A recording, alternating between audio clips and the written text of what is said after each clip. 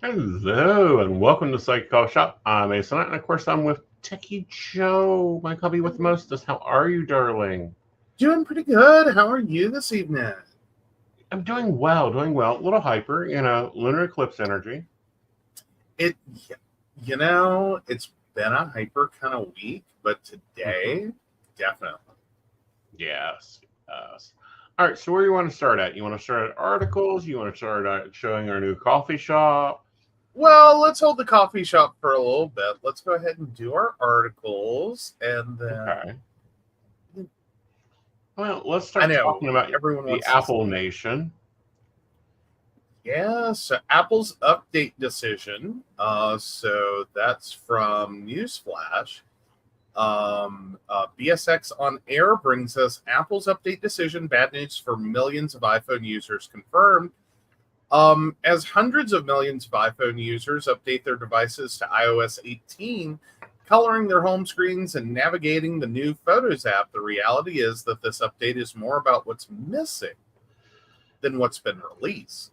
No Apple Intelligence, at least not yet, and another glaring omission that's also been confirmed. This bad news concerns RCS, the biggest non-AI update that comes with iOS 18, and for the first time offers extensive messaging features for the standard messaging from iPhone to Android, but which the Washington Post warns that, quote, chatting with Android friends still leaves security and other compromises that Apple could have avoided. Right. The excitement is still high since the new SMS update V2 went live. We knew it was coming for almost a year, but today is the day we have been waiting for, Android Police says. The SMS situation between the default messaging apps for Android and iPhone is going to be improved tremendously. Now that Apple has made iOS 18 official, iPhones can finally use the protocol that is supposed to replace SMS and MMS. So Forbes is in their article, Samsung updates millions of Galaxy phones, switching to iPhone or Pixel is now harder. But these annoying green bubbles remain. This is not a panacea. Quote, the drama has been going on for so long, Gizmodo says. We need to recognize the little things that add up to a better SMS experience. That includes typing ellipses, read receipts, and sharing images that aren't blurry. But with growing pains that often seem to depend on the generation of Android phones used to send messages, network conditions, and the seamless cross-platform experience we've come to expect from other apps. But the more serious problem remains hidden. Quote, in some respects, the publisher says, Apple's messaging app remains stuck in the age of flip phones, which undermines everyone's messaging security, while Gizmodo says, we have to recognize that iOS users have a different experience than Android users when texting their iPhone friends. The version of RCS used by Apple is not encrypted, unlike iMessage. So was this inevitable and unsolvable? No, at least not in an understandable way. Apple mainly blames limitations in the technology that connects the iPhone and Android messaging apps, the publisher says. That's an incomplete explanation. Apple's own decisions also make chats on Android devices worse. This means, as I explained, that Apple and Google could have collaborated on a secure API between their competitors to fully secure content and better compete with Signal, WhatsApp, Facebook Messenger, or SMS within their own walled gardens. Or Apple could have provided an iMessage app for Android. Instead, this can't really compete with the cross-platform security of those over-the-top messaging platforms. And that goes beyond some of the other clunky compromises SMS V2 brings to a dedicated cross-platform app. While RCS has become popular through Google's deliberate push across the Android ecosystem, it did so with a proprietary client that added a fully encrypted layer along with other updates. RCS itself does not provide complete security, and it is this limited protocol that Apple has adopted for its iOS 18 update. Apple has said it will work with mobile industry standard setters to push for an improved protocol, but that won't happen anytime soon. And until then, those compromises remain. The bottom line is that Apple's iMessage update gives users in Europe, Asia, or Africa, where WhatsApp, Viber, Telegram, and others dominate, no reason to switch.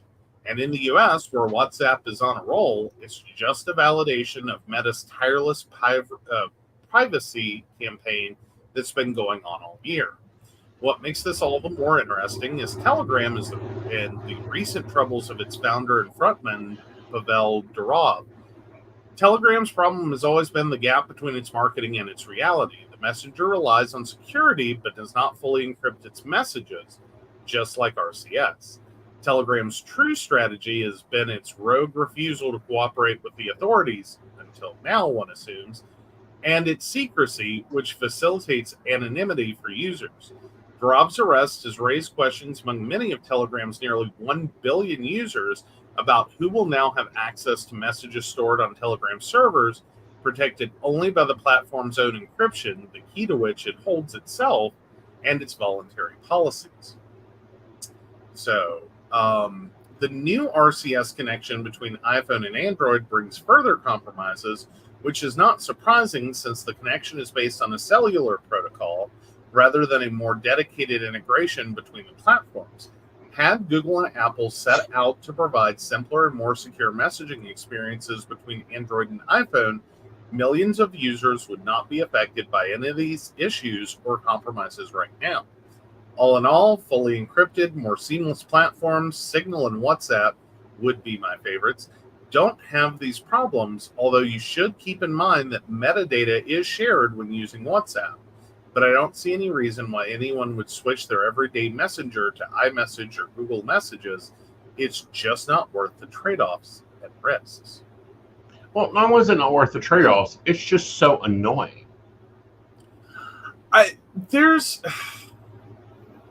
Here's the thing. It's just amazing to me on some level, like how much we've changed with the idea of just in 20 years, roughly, give or take. Like the few text messages that someone would send, running late, on a call, things like that. And basically treating it like a text-based message or a pager service.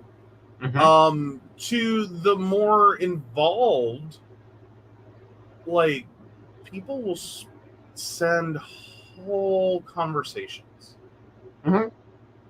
like deep, long, meaningful, in long conversations, through apps. Right. Like we don't pick up the phone and talk to people; we pick up the phone and message them. Right. But the problem comes in is like when I go to message you on text message, it's more problematic. Okay, because it's like there's a delayed response. Okay. Or when I'm dealing with, work, I'm in WhatsApp now. It used to be we had our, private Slack or, but a lot of the integrations, a lot of the companies I deal with, they're in WhatsApp. The German companies are in WhatsApp, so I'm sitting here working on WhatsApp and I can see when they view a message, when they reply to a message, we're able to keep messages in threads. Whereas like mine and your conversation in text, I can't, say, so we're doing reheat for dinner and I need the blog numbers for last week and you to be able to go back into those threads. I mean, this is functionality that messengers already have. Yeah. No, there are some differences there, and they aren't to be downplayed. Not to mention the security issues that are can be serious consideration. Right. Though it's sometimes hard to talk about messaging security because typically the first argument against messaging security is what are you trying to hide? And Right. it's like, it's not really that I'm trying to hide anything. I don't think most of us are really trying to hide anything Mm-hmm. per se. But just the fact that, like, maybe just not wanting all your crap so easily compromised. Mm-hmm. Like, it's not a secure platform. It has never Right. been about it being a secure platform. And the fact that we're still there, Mm-hmm. and like, it's not really, if you're iPhone to iPhone or Android to Android, that runs on more secure platform. But if you're doing cross device Right. communications, then yeah, there's much better alternatives than texting. Yeah. And what are you trying to hide? Proprietary information, meeting dates and schedules, things that like people Well, don't it's need not to about understand. hiding it, it's just not wanting it public. Exactly. Or knowing that it could be accessible publicly. That Right. I think we have, a degree of right to privacy, not necessarily to hide everything, but to just not have it out there. Right. Like, to just make that choice that, like, Mhm. no. Mm-mm. But there are better alternatives. Granted, some of them I almost wonder about more. Right. Like, Trust Meta is not really going to be a bumper sticker I'm going to get behind. Well, You know what understandable. I mean? I get that, I understand that, but they provide that inscription. Yeah. If and there's some text messages that I'm like move to WhatsApp because it's not something I want to talk about in a standard text message. Well, and then there's the realities of, like, some of the apps are have gotten better at the idea that, like, an encrypted conversation is only as good as the parties on either end. Right. Like, you can do everything for the data in transit. Right. But then what we often see is, and then someone turns around and screenshots it. Right. And it's like, well, there went your security. Right. But the Like, action, like if I take a screenshot of a WhatsApp thing, it'll appear what a screenshot taken. so at least you're aware. Exactly. Well, but it kind of goes back to, like, a friend of ours recently had a situation where, like, through one means or another, their phone was compromised. Right. And turns out, like, whether it was, totally directed at them for that purpose by someone who was, angry with them, or being done just for fun by someone who just likes causing people panic. Right. They had multiple photos sent from their phone that were on their phone to other people in their contact list. Right. Some of those were adult photos, and of a you need to be 18 or older to see this variety. But I'm sitting here going, like, share my nudes. I don't really care, personally. But I'm sorry, there are some things that I do have screenshotted, and I probably shouldn't. That, for my own expediency, I guess. Like, I've screenshotted them, or I have things that are stored as photos. Right. That I need access to. I, like, share my nudes. I don't care.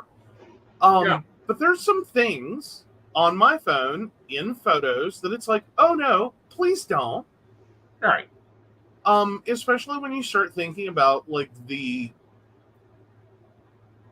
fact that we've gotten very adept at replacing some really old, outdated technology at this point with our phones. Like, heaven help the few businesses that still think that, fax is an option. Right. Like, really, fax? You want me to fax it to you? Do you know what we have to do in our own household to make a fax happen?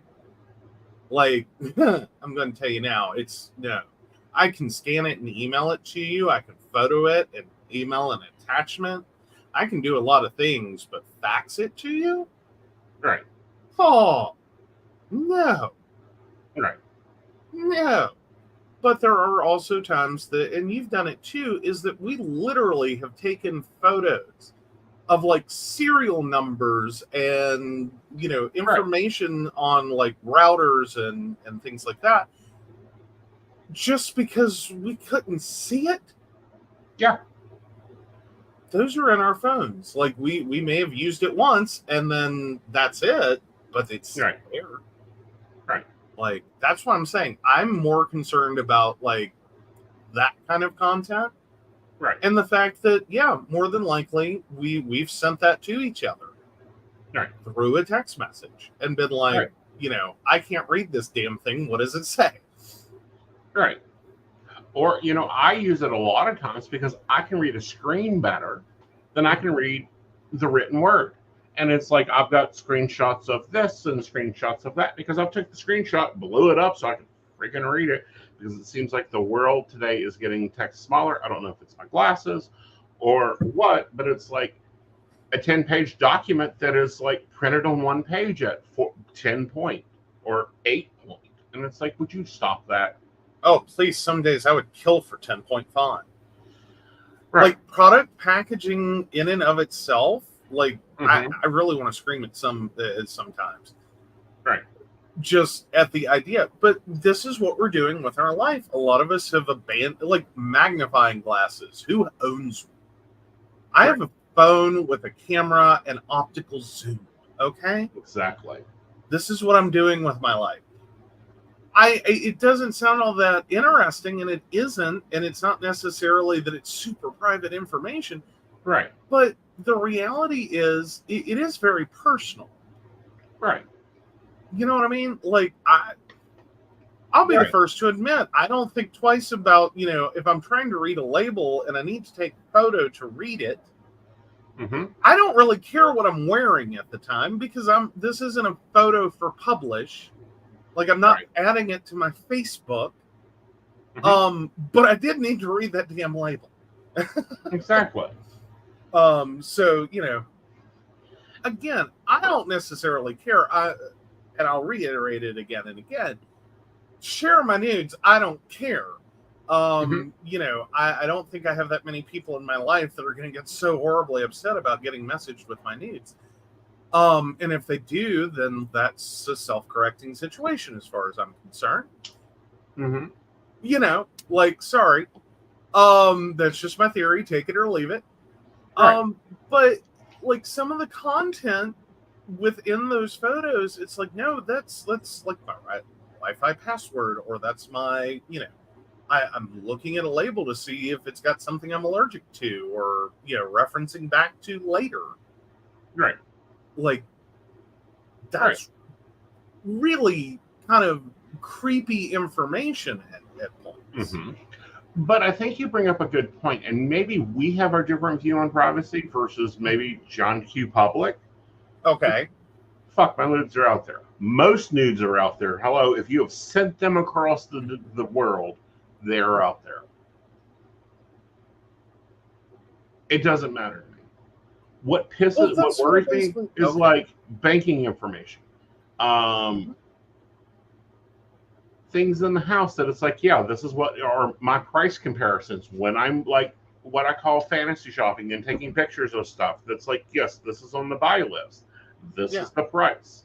You know, my medications. Nobody needs to know what Aeson's taking. Those things fit higher on my list of privacy than like my nails or any other picture I've taken. And again, it's not like, you know, our insurance company and our doctor and like 15 other people probably know what medications you're on. It's just, that's my information. Thank you. Yeah. Thank you very much. Right. But this brings up a bigger issue, I think, to all users, no matter what the picture is, no matter what the data is there data privacy. And I think that needs to become a new focus. Get down, Kat. But it goes back to the eternal argument is, what are you trying to hide? What felony are you trying to commit without getting caught? And it's like, it's not about that. because that's usually the first argument is that data privacy doesn't matter unless you've got something to hide. And it's like, it's not about hiding. Right. Okay. I think we all have to really work to get everyone on that page. Mm-hmm. That, none of this is criminal. It's just, no, it's mine. It's me. It's about me. Exactly. It was a private conversation. Mm-hmm. That's why I also sometimes have problems with people who will share the receipts. Uh-huh. Was that a conversation someone willingly entered into thinking it was gonna be public? Right. I mean, I think you can be a abhorrent human being and still be afforded some right to privacy here. That, Mm-hmm. yes, you are a horrible human being, but did you enter a conversation Mm-hmm. intending to have it used against you like that later? Not in a you're committing an illegal act way, but Right. in a, this was a two-person conversation. It Right. wasn't illegal, but yeah, it was probably rude, hateful, disgusting, whatever, or contextually doesn't, paint you so well unless you have Right. the rest of the context of, Right. this is what it is. Again, it's not about hiding who we are. It's about, did you seriously enter that conversation? Or more importantly, are we supposed to now assume there is no privacy? You have none. Right. Right. There's none. Just, that's it. That, because, and this becomes very important, generational. Hi, elder millennial here. We spent our entire lives not just being photographed and someone had to take a roll of film and go develop it. VHS tape.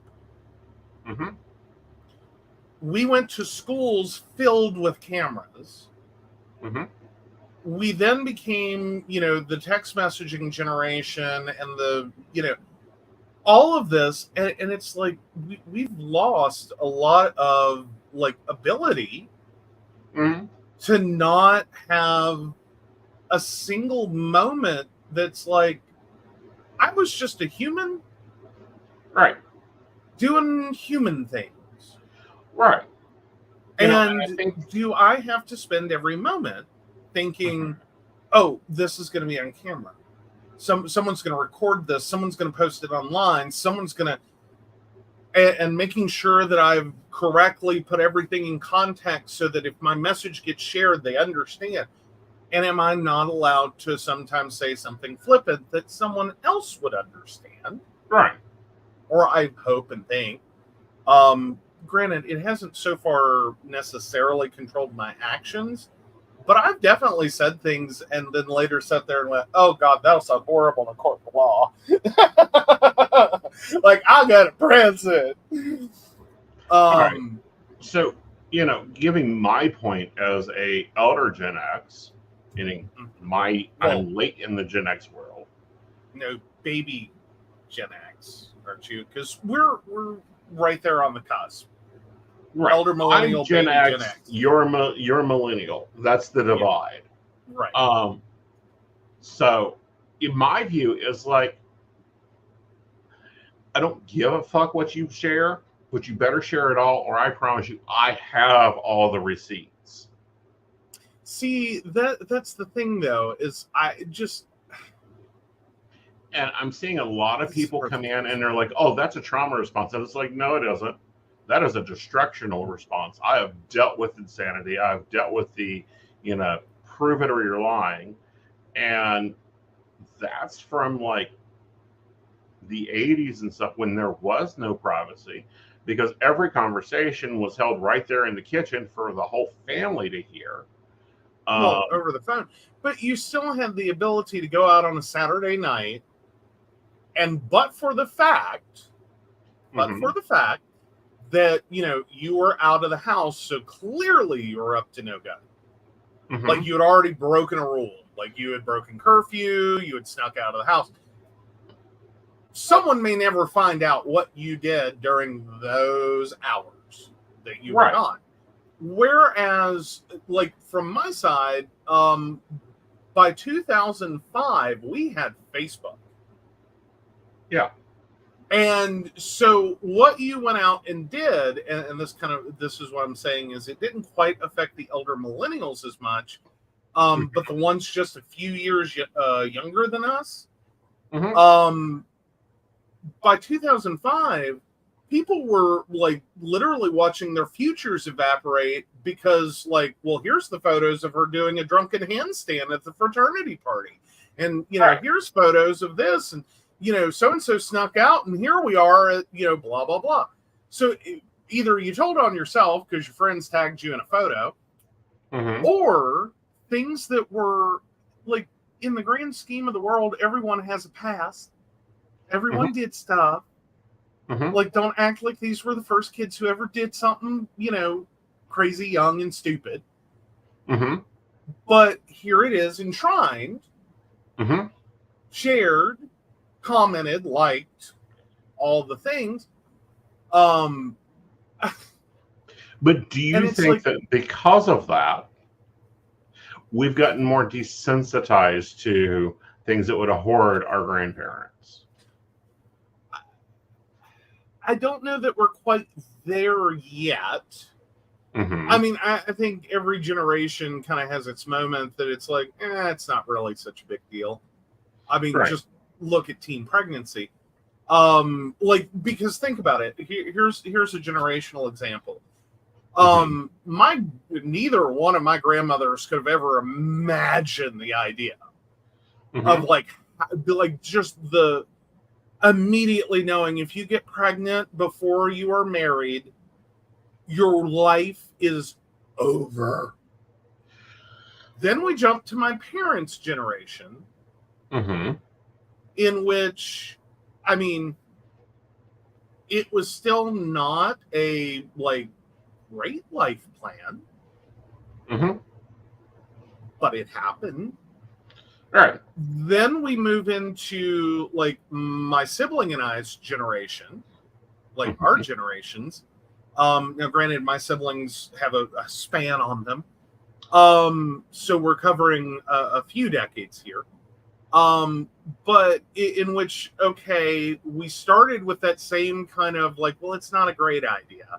You really shouldn't do that. Don't get pregnant, you know.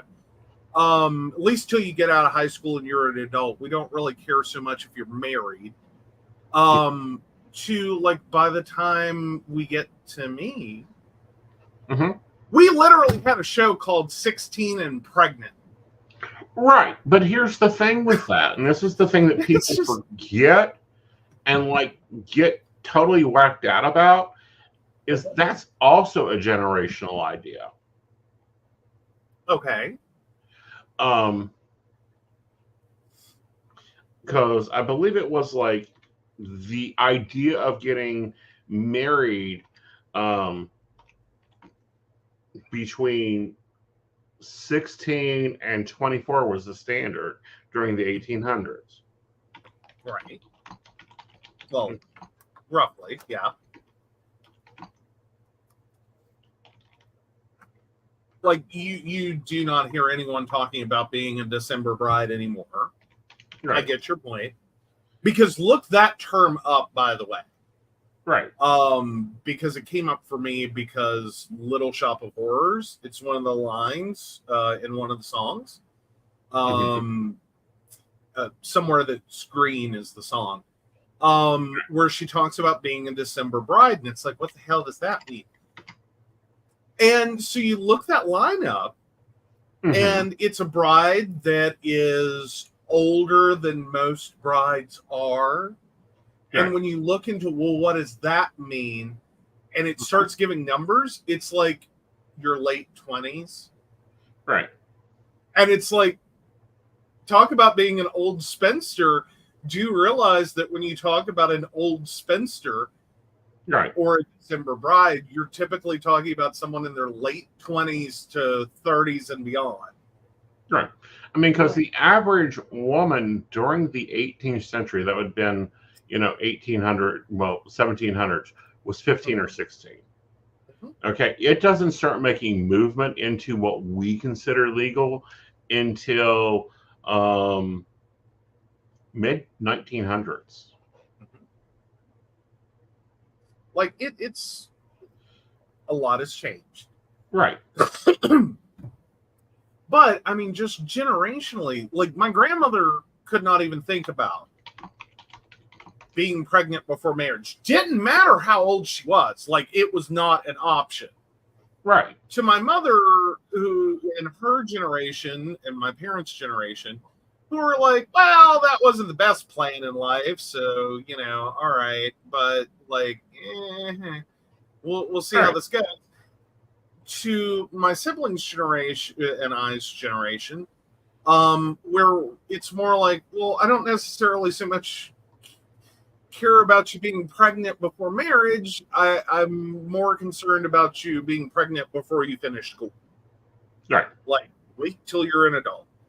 And then by the end of that arc, like we're watching Right. 16 and Pregnant, and like it's forget marriage, and graduating high school.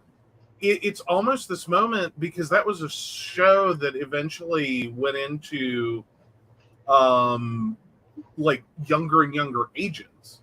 Right.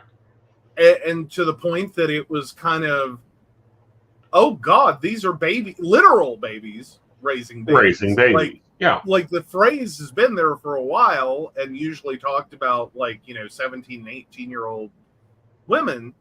But then it literally became like, 13 and pregnant, and we're all just like horrified. Right. Like I know I was, because I mean 15 and pregnant, Okay. that's a limit that I'm like, oh, that's not good. Right. But like 13 and pregnant, Jesus Christ. Right. Like, oh no, Right. many things went wrong here. Right. Like you are a baby. Right. Like you are a baby. You should not have a baby. And side note, please point out that there, on top of all the other reasons that so many women died during pregnancy and birthing, not the least of which is that the human body, a still developing human body, is not equipped for the demands of pregnancy. No. Like most at this point, doctors agree that like 16 is the earliest that they, and even then it's a little dicey. Right. The earliest that they'll consider this being a healthy pregnancy that isn't damaging to the body, and high risk. The younger you go, the higher risk and the more damaging it can be, based on age and development. Right. So, adding to the list of why so many women died during pregnancy and childbirth was the fact that previously we had babies, 14, 15 years old, getting pregnant and trying to carry to term. And that's not easy in a body that is not yet accommodating of the whole process. Well, it's too early. Point blank, it's too early. And now that we have the situations we do, this will be becoming more, what's the word I'm trying to find here? More of life. Point blank. This is why women's healthcare is such a big issue. Is it's like, no, we're looking at deadly situations. Yeah. But then we flip to the other side that because I know it always bugs you, and I think you had one last night, because I know you just, and guys, he didn't tell me who or anything like that. Don't freak out.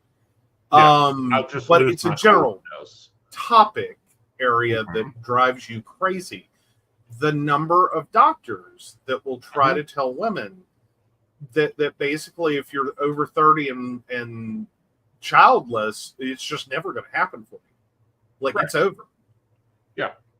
That and all the trauma that comes with that. Right. And it's like, one, that's really not the case. Two, like, women are having children at older and older ages. It is not the same playbook that our grandmas grew up with. That it isn't. Like, and menopause by 40 is not the like thing anymore. Well, not only that, but the other problem with this, and it's a double problem, and this is what I'm talking, and this is the reason I lose my cool so often, is one, that really rushes people into oh my God, I got to find a man now. Where's my man so I can have a kid? Yeah. And the other side of that, which is just even worse, is you have women that are going into menopause, quote unquote menopause, and 9 months later coming home with a beautiful baby going, what the hell? This was supposed to be over. Yeah. Well, which was kind of my mother's experience. And this was back in the 80s. Okay, guys. Like, she had had her tubes tied. Like, let's just go there. Because she was like, I have 4 kids. I don't want any more kids. I'm tired of children. I'm done with this. Had her tubes tied. And then, so she got to skip a decade, because apparently the 70s were horrible for children. Right. And then as she's in her mid 40s, so literally just a couple of years older than I am now, she's, got all these things going on, and it's like, okay, it's probably menopause. Let's go to the doctor. I don't know what's going on. I'm hormonal, I'm dieting and gaining weight, like all these things. And so goes to the doctor, and they threw in a pregnancy test, and the like literal concept there was like, just to be safe. Right. Just in case. And they kind of laughed about it. Like, mostly because she had her tubes tied, partly because it's like, yeah, it's probably menopause because your age. Right. And then lo and behold, it's not menopause. Right. Now, but does pregnancy necessarily get easier as you get older? No. Like, let's face that fact. It doesn't. It doesn't. Especially when you're at the point of, like, you are in your 40s, and 18 years from now is your 60s. Right. That's a lot to account for. It's totally doable. But yeah, you've got a plan for, you're not going to be the 30-year-old at your 30-something at your daughter's graduation or your son's graduation. Like, it changes. Like, it does change. It changes the experience. But my bigger problem with this, and ladies, I'm placing this blame on you for not knowing your own damn health, is you hit that, oh, I can't have children more at age. You start dating dumb fucks. And then all of a sudden you're on the phone going, oh my God, I'm pregnant. I'm not supposed to be able to do this. And I'm like, yes, you are. Up until your mid-80s, can't have children. Yeah. Does the likelihood draw out there? Does the complications draw out there? Goes down. But no. Well, some of it is also the information that people are given in their lives, and you have to attenuate.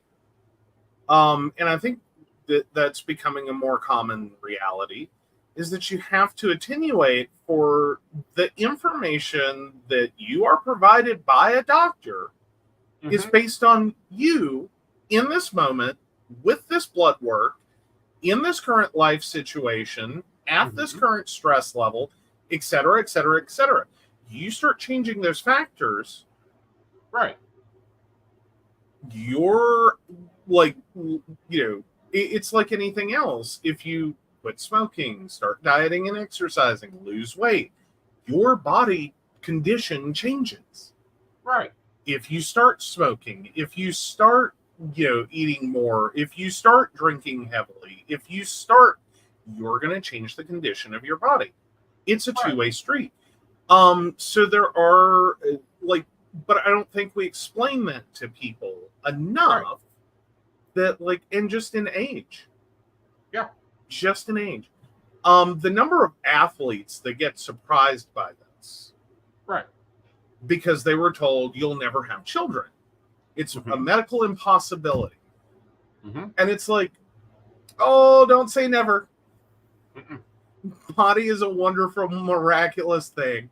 And sometimes what you say will never happen happens. Exactly.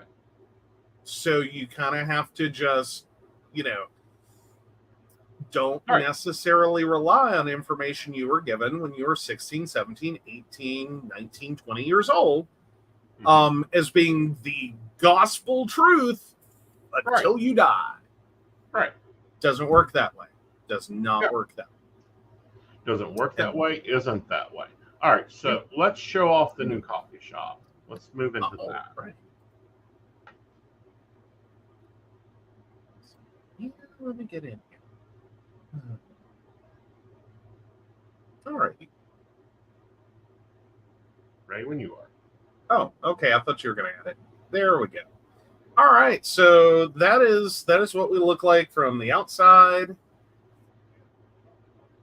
Well, he just went totally out. He'll be back, I'm sure. This happens when we're pushing things a little too much. This is why we haven't done the virtual thing. So I'm going to go ahead and take a break. Oh.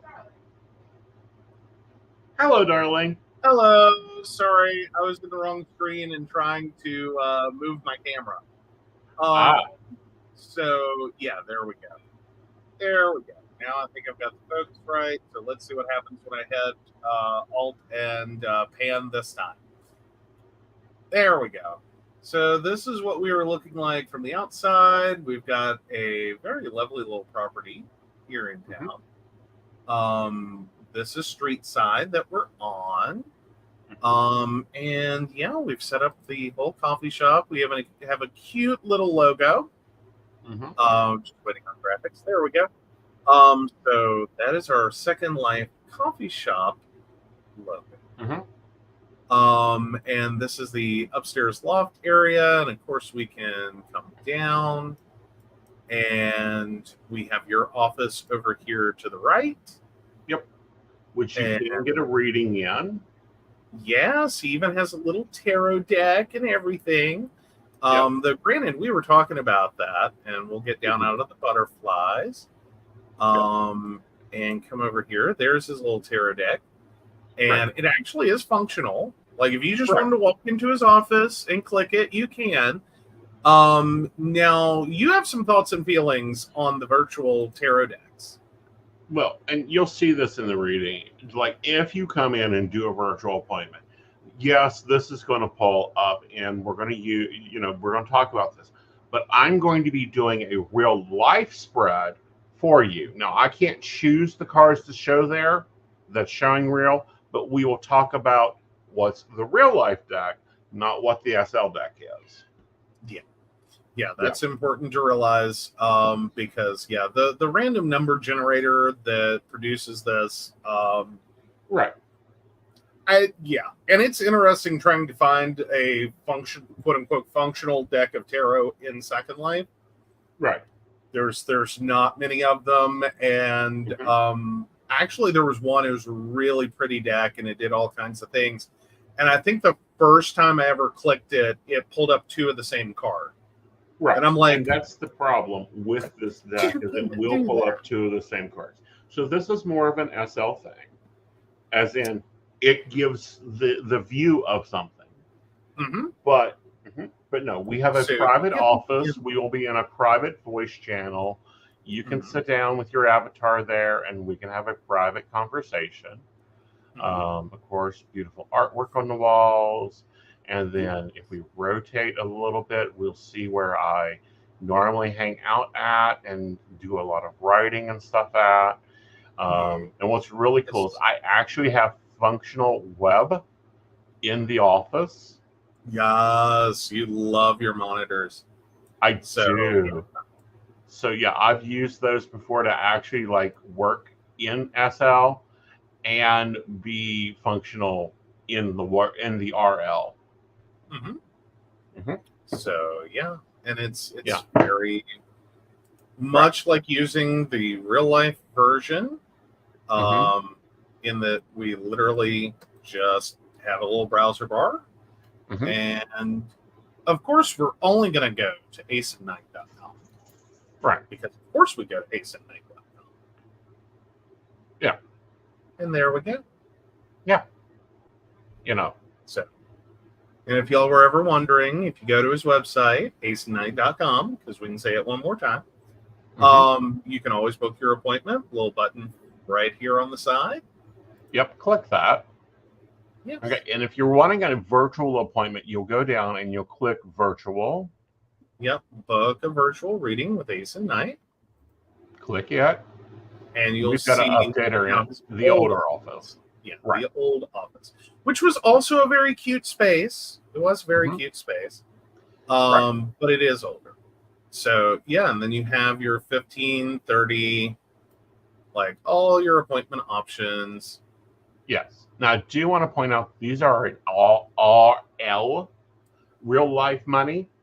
Mhm. If you want to do Linden monies and do a Linden reading, you have to come to the coffee shop and get in a voice chat with me. We can do it on Linden money, but understand it's a lot in Linden. Or Yes. you can do, yeah, Yeah, it's a very different experience. right. But Well, yeah, it's currency conversion because I think it's yeah, yeah. it's literally a currency conversion. Hmm. Like it's not like a currency conversion; it's literally a currency conversion. Right. Linden actually counts as a currency. But Right. yeah, there's this little office Hmm. right over here, right behind the door. Right.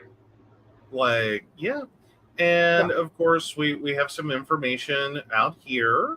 So you guys can see that. Yeah. And And this is our little entry mhm. to the coffee shop. So Right. back out that door. So yeah.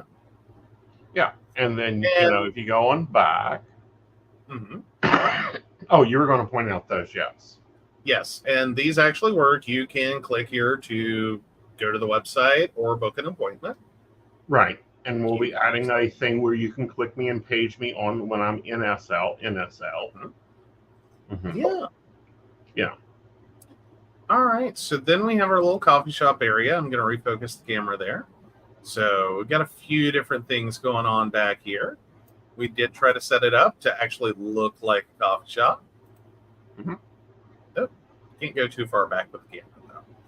Right.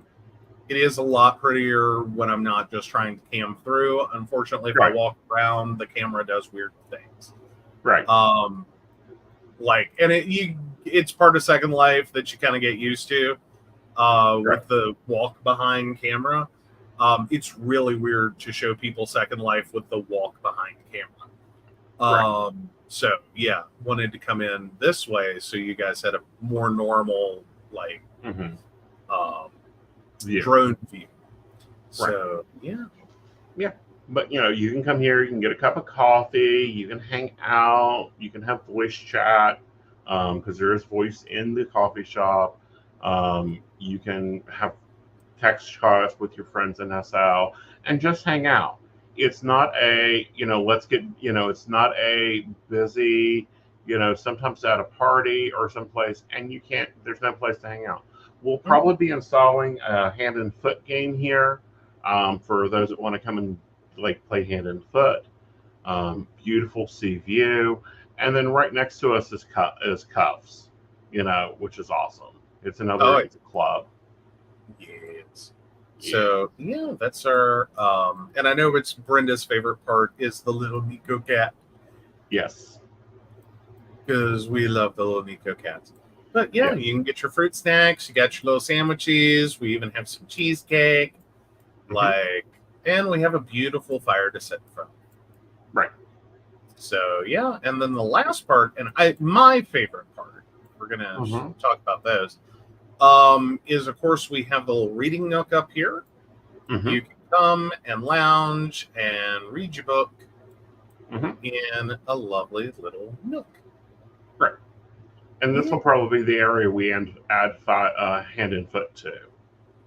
Oh, yeah, the photo frame and photos on the wall. Yeah. Yeah. And now my other fun one, I had some fun last night. Not gonna lie, I had some fun. So I was working on menus. And ignore the one there on the left. That one I still have to fill in. So these two are the ones I did last night. Right. So we have whole little menus. I put even some little Linden pricing. Right. So it's more, in world. But yeah, all kinds of fun seasonals and extras. Don't read the Wi-Fi password. Just don't do it. Nope. Lovely Easter egg for when you get there. I'm just yes. But yeah, this is our little coffee shop in Second Life. Right. Which this is the next, this is moving us into the metaverse.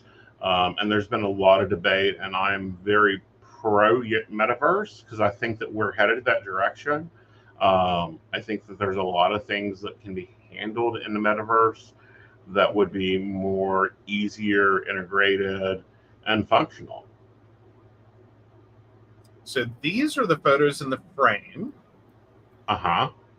That Brenda was talking about. Yeah, Brenda's all about the reading nook too. Right. Oh, Joe, make him watch Ready Player One. Yeah. Already have. I think and here's the whole thing is, so most of us know about the metaverse, which more so refers to Facebook showing up and being like, we're going to create a metaverse. It's a virtual 3D reality where you can, live, play, work, create, blah, blah, blah, blah.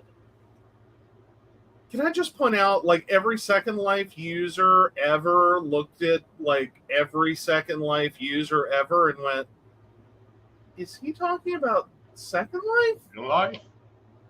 Because back up to, 2007, Joe, I'm old. I've been here for a while. We'll look at that in a second. That was their goal for creating Second Life, was a virtual reality 3D environment where you could live, play, communicate. Right. And, exact same marketing, exact same concept. Right. And, there's even, my story, which I'm currently looking into to add to the coffee shop. Is having it be in my story plays. Yeah. Oh, I missed it. So yeah, the little baby television also works as a slideshow. It's very. Oh yeah. So Shannon's at the same place with. When I heard that them start up, I was like, that sounds like Second Life with more rules. Pretty much. But then every Second Life user, I have to point out, also had this moment. Where we're like, you do realize they have been working on this since 2007, and the number of times we have heard the words that we're almost there, it's almost ready, we're that's going to be next year.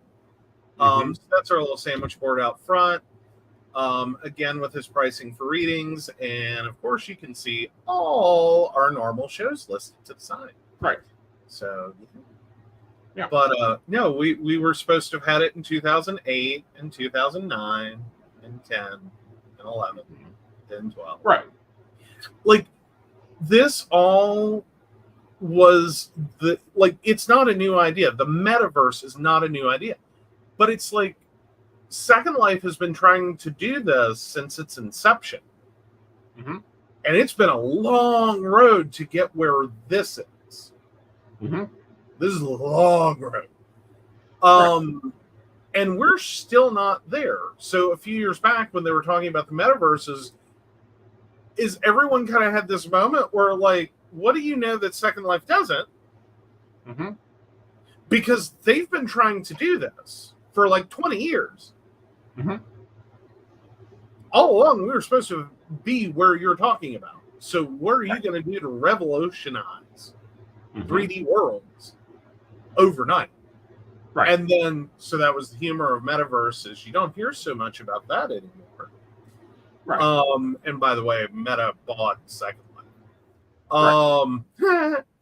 Because they were struggling so bad with the technology that they suddenly realized, oh, we're not going to be able to do this as quick as we thought we were. And it's like, no, you're not. Wearable 3D goggles, and you're going to stand and walk around and have a virtual keyboard. You're not doing that in a couple of years. Right. And they haven't. Right. And like the first version, like when they were doing the demonstrations, again, every Second Life user was sitting here going, your avatars look like first generation Prims. Yeah. Like, what is wrong with you and your sculpty hair? Like, you know, this little in like, you know, primary color yellow. Like, oh my God. Right. Like, you think you invented something. That is like Second Life circa 2007. Right. All right, guys, let's take a break. And when we come back, we're going to be finding out if Joe's an asshole this week. Ooh.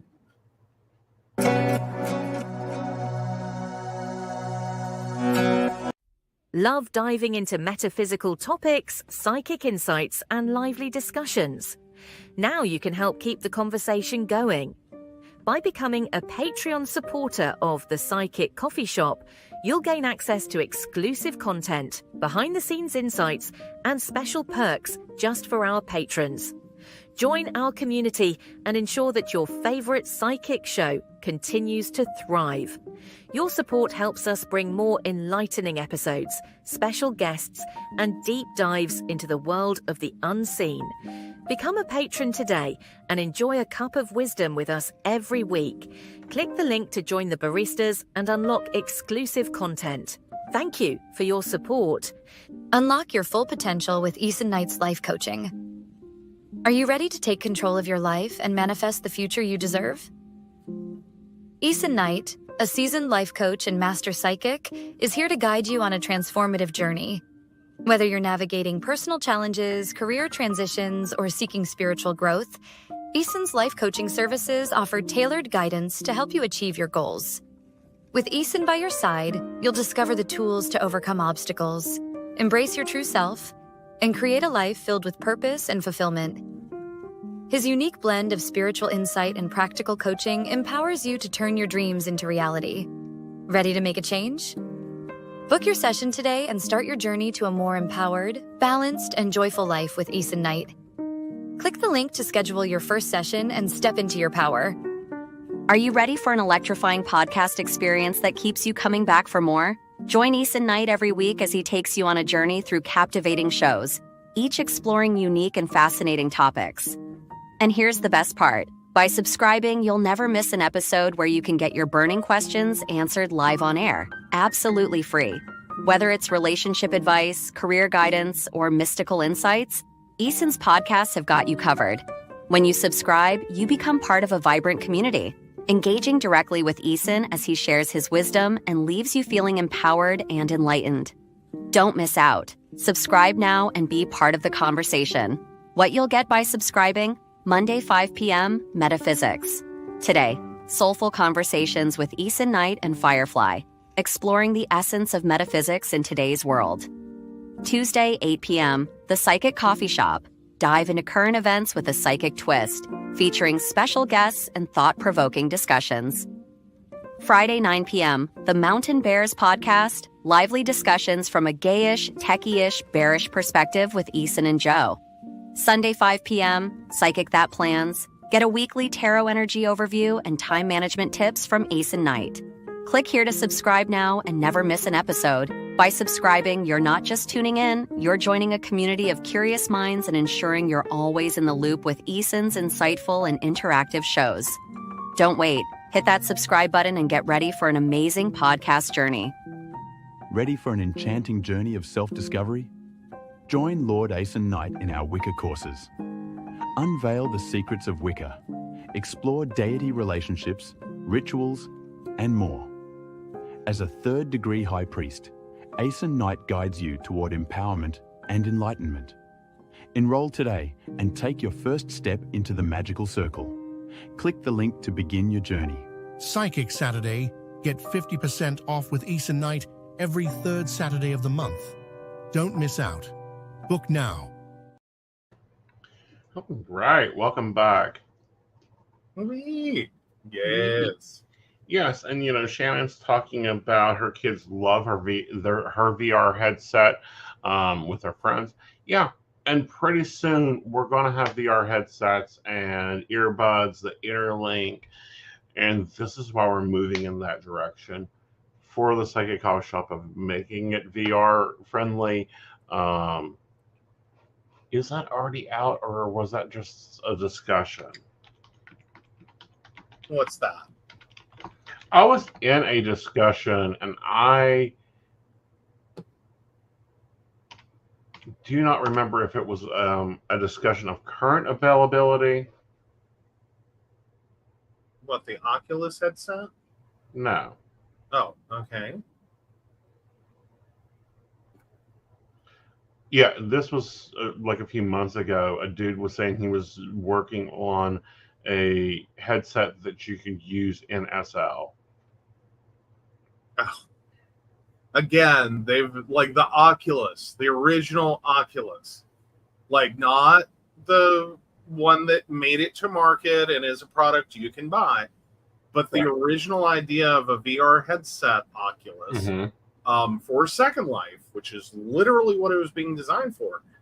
Right. That concept, again, we were dangled it for well and truly over a decade. Right. It's a coming. Next year, it'll be, it's gotten, like, they finally did release a product, but yeah, everything I've seen on it, I appreciate the early adopters. I do. I love you for yourselves. And the fact you went and bought it.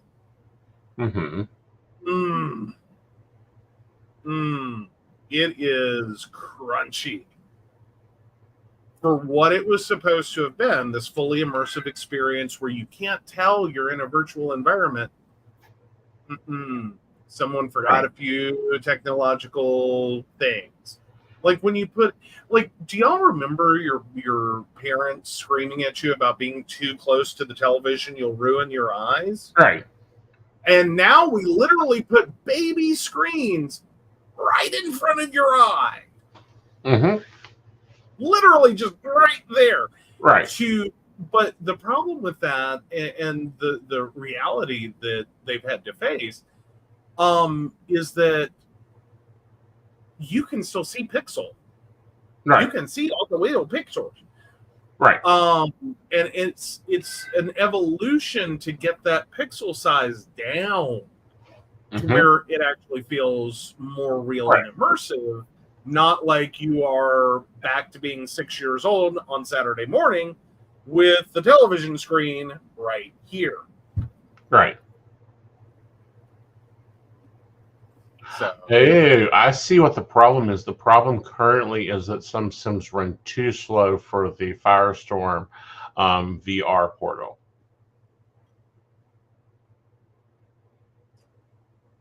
There is that. Like, it's well, and it's more so you're trying to, in the whole VR concept, and this is the problem, you're trying to condense an entire graphics display into a stereoscopic image across little baby screens attached to something that does not break your neck like the crown jewels without being tethered. Right. or without feeling tethered to Right. some massive piece of computing equipment doing all the stuff. Right. So that's a big ask. It is a big ask. It is kind of a big thing, but it's already here. It sucks. I mean, it's like the original cell phones. Well, But or the Virtual Boy, that was the Nintendo what was it, LED based head display. Oh my god! Right. Like, talk about a product most people heard of, wanted, and no one bought. Right. No one bought it. Right. I was reading Shannon's comment. I wait for my kids to be playing a scary game, and I walk behind them and tap them on the shoulder. They scream and drop to the ground. Ah. Oh, no. But no, there've been like this. The future that we were sold in the 90s.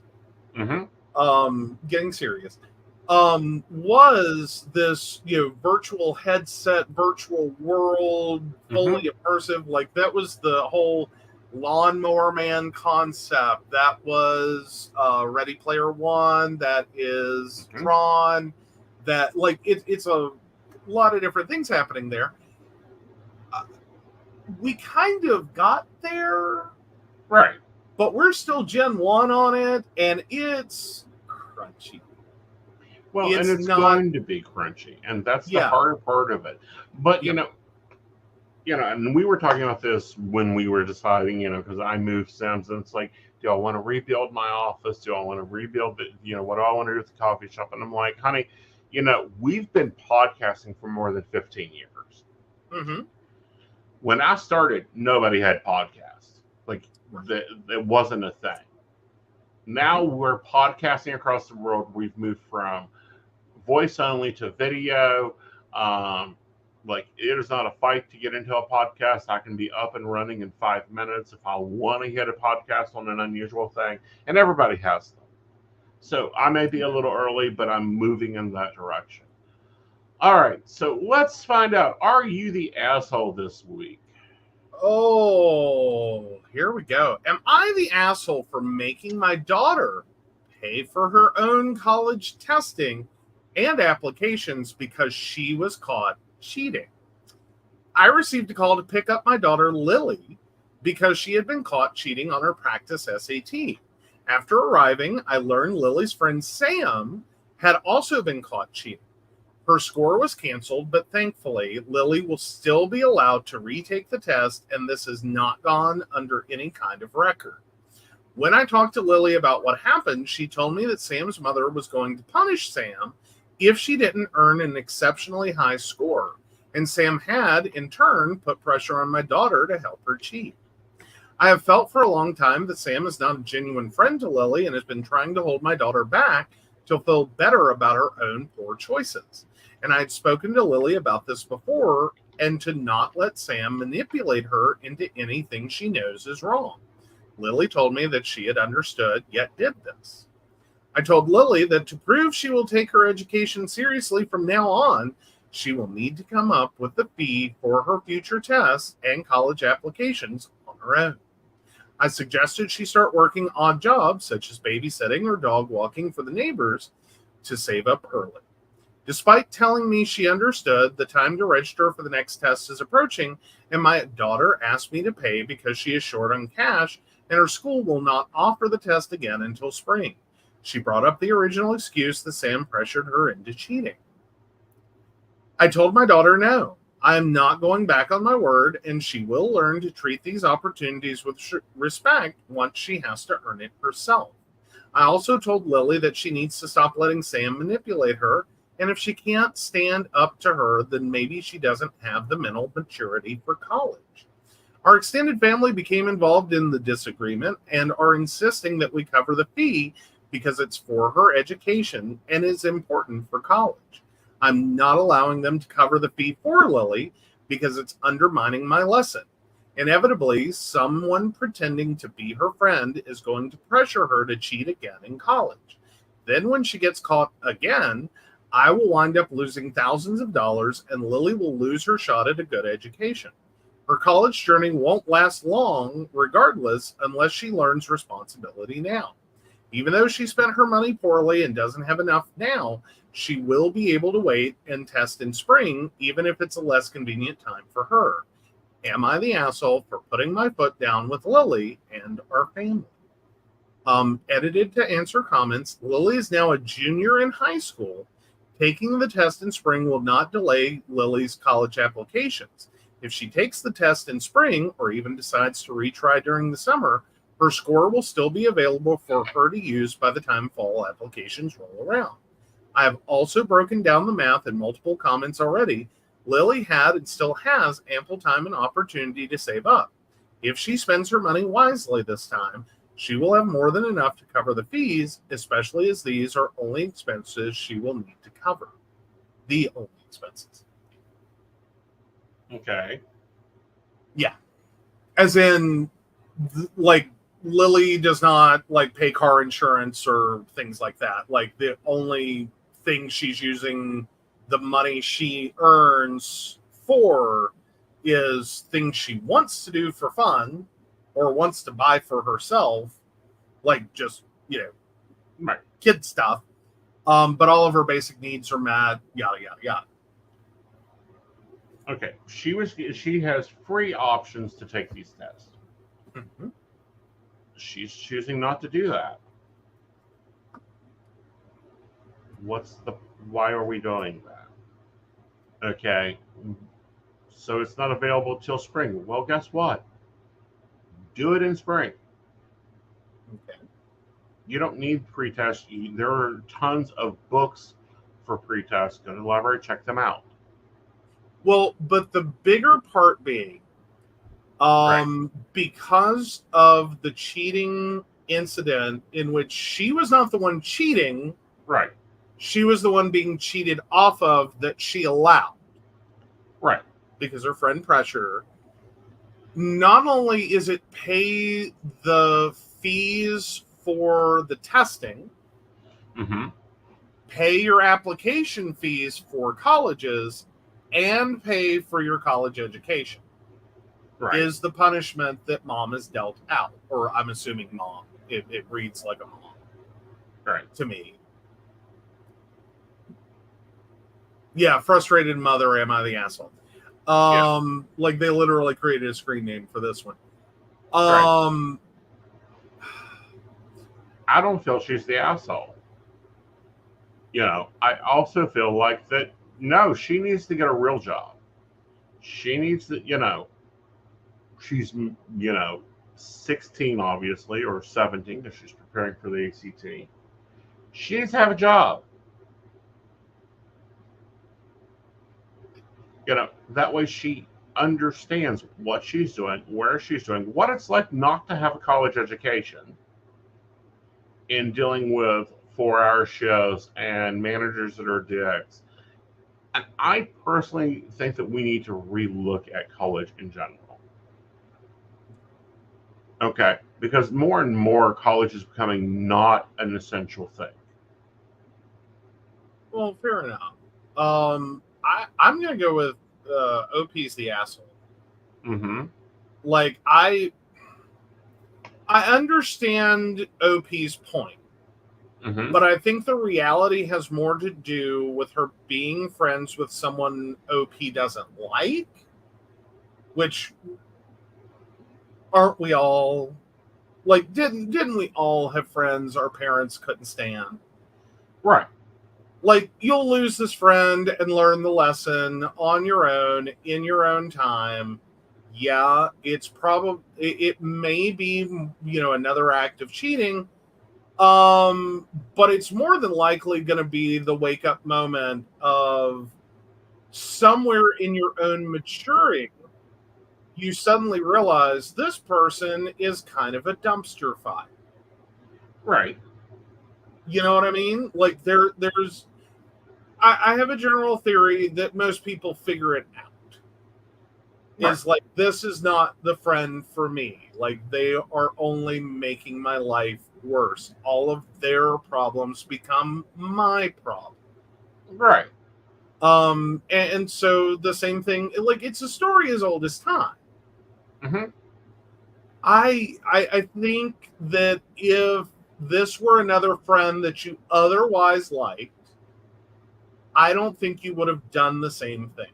I don't think OP would have. Because your lead-in is all about how much you dislike Sam. Well, understandably, but here's my problem. Like, if this was another situation, let's go that Sam and her was caught shoplifting, but Sam's the one that had it in her purse. Would you be so lenient with it? In that situation, yeah.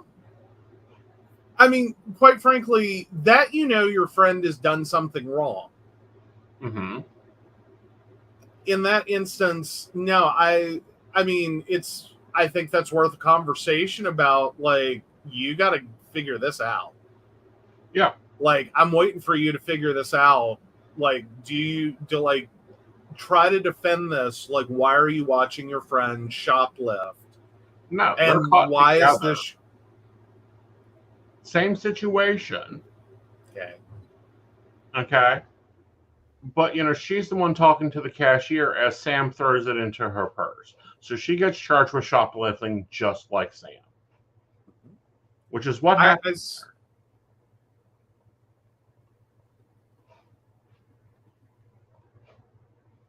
Okay. I still think I would have the same reaction. Is it about Sam, or is it really about Lily? Which one is it? Because I still think that, yeah, we all have friends that are a bad influence, that have done horrible things. Mm-hmm. And I believe we all grow out of that.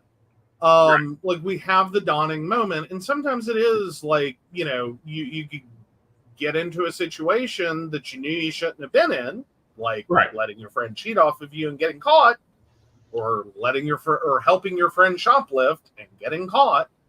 Mm-hmm.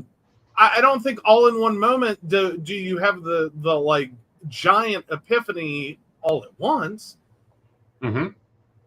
I think it usually takes a couple of instances. Mm-hmm. And then the light bulb goes off. You are a dumpster human. I can't be friends with you. Like, you're going to ruin my life. Mm-hmm. At which point, you've learned the lesson. I don't know that Mom's approach here is actually helping more than entrenching. Right. And you're fundamentally only choosing to do this, you're only choosing to do this because you really dislike Sam. And you've always disliked Sam, and you don't like Sam. Right. You made it abundantly clear. It's where you fundamentally started your post before you really got into what's going on. Right. That was the part you felt everyone needed to know first. That's your headline. Mm-hmm. So one, I think you're almost in your punishment, you are almost making her, the friend, all right, someone that they are turning to for support against you, than helping your daughter to see the horribleness of the friend. Right. Like, your punishment is probably going to lead to worse decisions. Right. Because this is a, bonding through trauma kind of moment. Right. So I think you're the asshole for this punishment. You're not going to get what you want. You're actually most likely going to get more of what you don't want. Right. And I think the sooner you realize it, the less harm you're going to cause your daughter. Right. Like, it's not even about the money. It's really not. I just think you've overextended in anger. Right. You've overextended a punishment just to get back at a friend you don't like. Right. But really, is this a punishment? Okay, because it's not delaying her in applying for colleges. Okay, if she takes it for free at school in the spring. Not for free. The whole this, problem right now is she doesn't have the money to pay for the testing now. The next time the school offers it is in the spring. She still has to pay for it by then. Right. Like there's no free version. Right. There's not a free option. All the options are paid. Right. But again, that is in the spring. Mm-hmm. Her wanting to take it now, which is the issue, is her not having the money for it. I don't think, and then paying for college applications, well, I believe most state colleges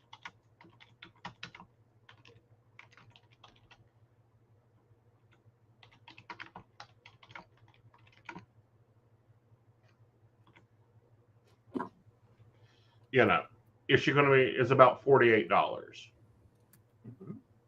Okay. Yeah, 44 to 78, quoted by News and World Report. Right. So yeah, they've not gone insane, though. Exactly. Granted, more and more kids are being encouraged to apply to more and more schools. Right. And then it becomes a game of like who's got the better deal. Right. Like that, or at least that was the beginning theory that we had was, apply to the school you want to go to, apply to a couple of safety schools, and then throw a couple extras in there just to see what, you may not love the school or like the school, but just see what kind of offering you can get. Maybe you can learn to like a school that offers you 90% paid. Right. Right. So there's that. Again, I'm not so upset about the money. Okay. I'm just thinking your goal is to stop the behavior and help her get to the point that she realizes this is the dumpster friend that you need to put back in the dumpster and walk away. Right. So you don't do that. Solution, what punishment do you have here? It's really almost the non-punishment. Okay. Support your child. Keep the conversation going. Try to help them see the light. Okay. Like sooner rather than later. Because what you're doing with this punishment is you're going to cause them to have more secrets between them, and you're just teaching them how not to get that. It's the important part is not getting caught. Okay. Not the part where you realize this isn't a thing I want to be involved in. Like those are two very different lessons. The one you're teaching is don't get caught. Don't talk to mom about like things that are going on. Don't let her know that you've made a bad decision, because the consequences are going to be pretty big.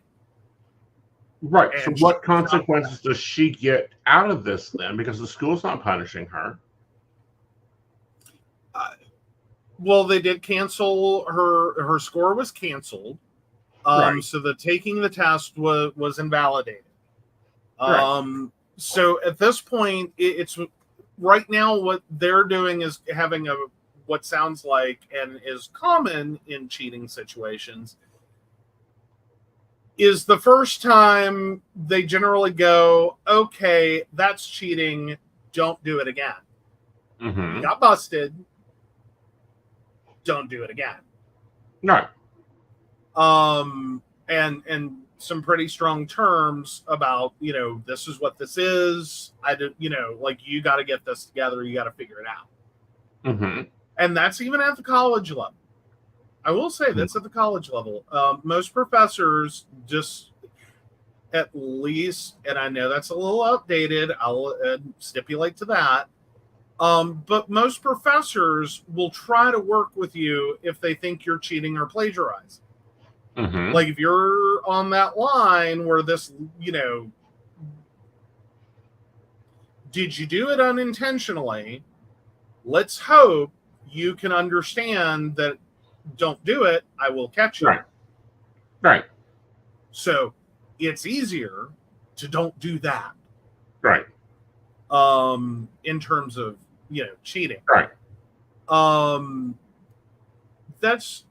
There are professors that take a hard look. Right. And it's like zero tolerance, we don't do that. The reality of the world, however, Hey, Google, stop. is kind of interesting on cheating. Mm-hmm. Like, I gotta say, like, there are a lot of people that cheat to get ahead. Right. And that's the real reality. The bigger lesson, the consequence that you get is seeing what happens when you rely on it. Mm-hmm. And like what that actually does to people, because it always does more harm than good.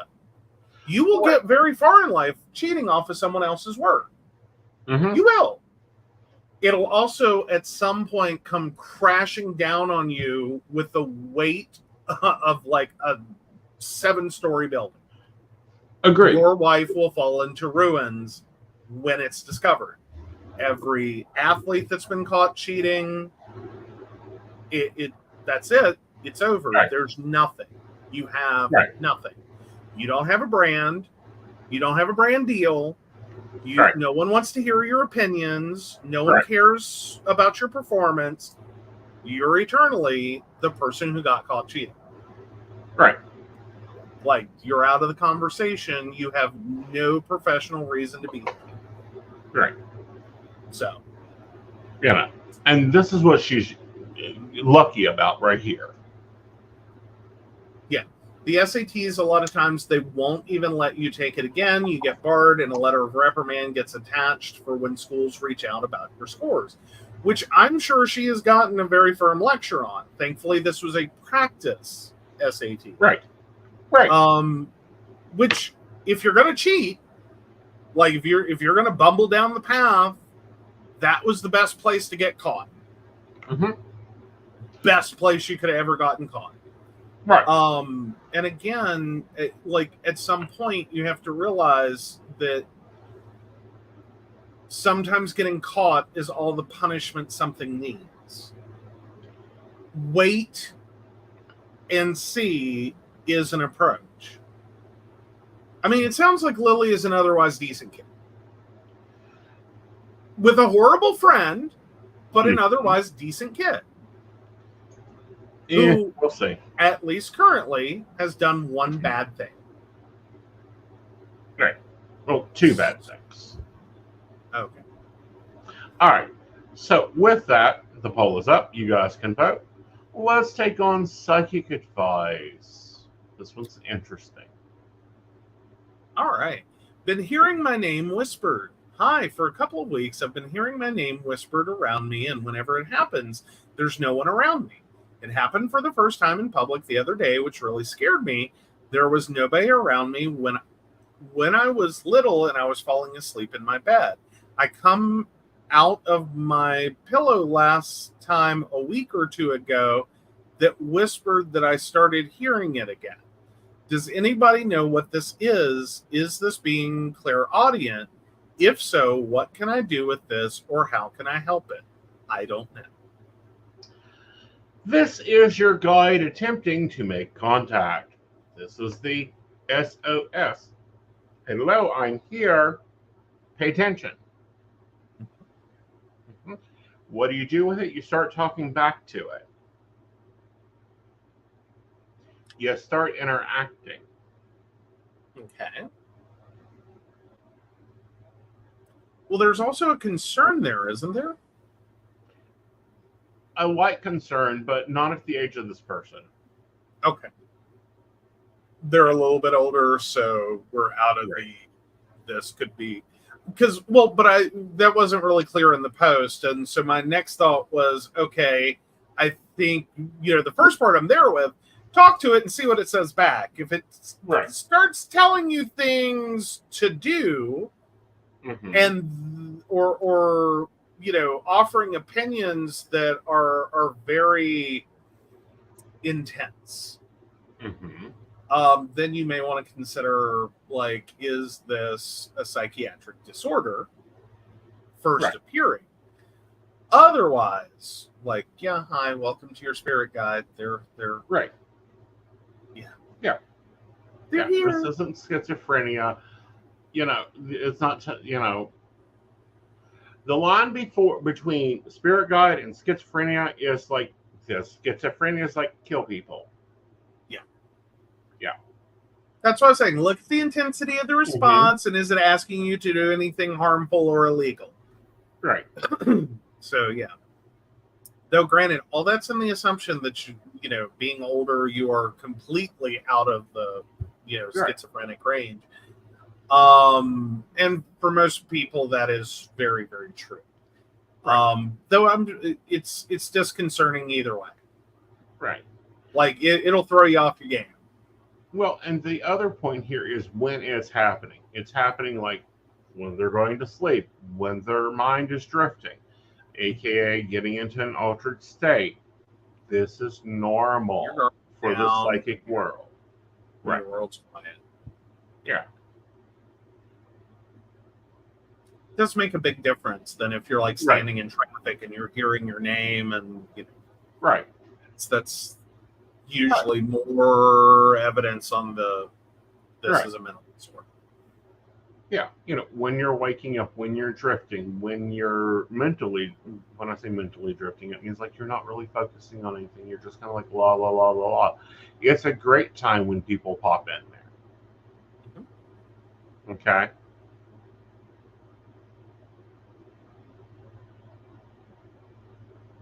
Absolutely. Okay. All right. So let's go check out and see if you are the asshole this week. Ooh, some other people took a hard line like I did. Ooh. Not the asshole? Is that where this came out?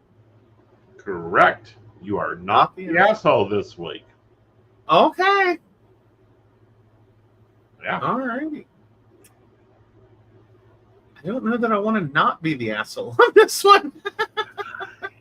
Well, and I can understand the reason why. It's like you cheated. Damn it, I'm the asshole. Yep, you are the asshole. You are not.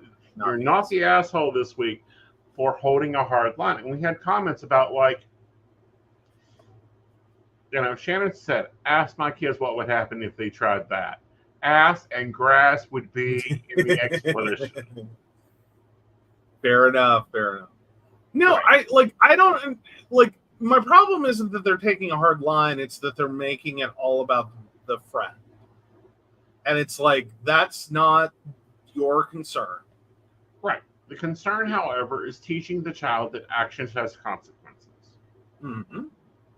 And here's your consequence. You got to go get a job if you want to apply to 100 different schools, and you want to take this test 50 different times. So go get your practice SAT book from the library and take the test like everyone else. All right, guys. So we will see you on Friday for Mountain Bears at 9 p.m. Yeah. And with that, I'll be taking calls all week. Of course, you can book your private appointments. Let's go ahead and flip that over. All right. So, of course, we want to thank Beverly Walker, Mika G, Brenda, Joan Owen, Shannon C, Shannon D, Lady Gwendolyn, Caitlin Bell, Devin, and Maria Meyer. If you'd like to learn more about us, the show, or how you too can become a Patreon sponsor and receive all the wonderful benefits our baristas receive, please visit us at pcspnetwork.com. Yes. And yes, I'm highlighting comments coming in as we were going through that. I do want to thank everyone for the support. We're going to be ramping up. We're going into the I believe it's the 13th of October is the Run of the Black Rose. So that will be a fun thing. I don't know. I'm thinking of doing some content around that. There are other professionals out there with likes and content about the Run of the Black Rose. And I don't know, like monthly updates or whatever. Let me know. There should be a vlog coming out tomorrow for the Patreons and the next day for the YouTube followers. All right, y'all. You guys have a great evening. Bye, y'all. Bye. you.